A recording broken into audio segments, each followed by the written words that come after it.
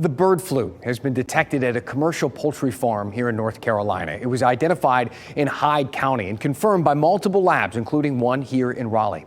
It's our state's first case of bird flu since last February. Now, this virus is considered to be low risk, but the first human death is raising some concerns. It shows the virus has in fact mutated, sparking some fears over another potential pandemic. WRAL health reporter Grace Haba sat down with a bird flu expert to share some concerns and discuss what we know about bird flu and what we don't.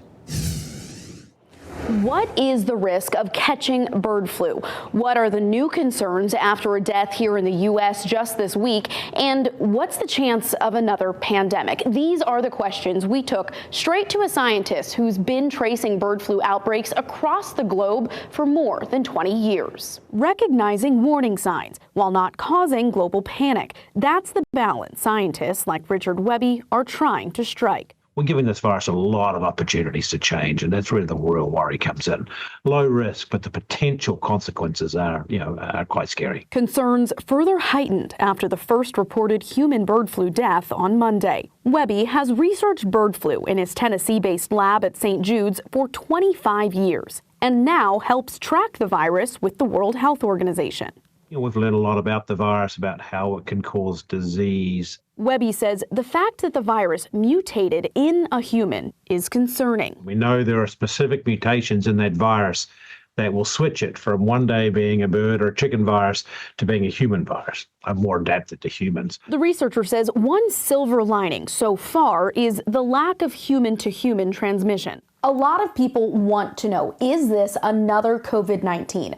Are there any parallels between the two viruses? Well, I guess, yeah. I mean, the similarities are that, they both sort of started with an animal source and then, they switched hosts. Should human-to-human transmission become reality, the researcher shared we are far more prepared for a bird flu outbreak thanks to lessons learned from COVID-19. One thing about the H5 bird flu is we know how to make vaccines against it. Millions of those doses being developed here in Holly Springs by CSL Seqirus. Webby says we'd likely only see those doses put to use after the virus transmits from human to human. Webby says if those vaccines do become needed, rollout would likely be similar to what we saw with the initial COVID vaccines.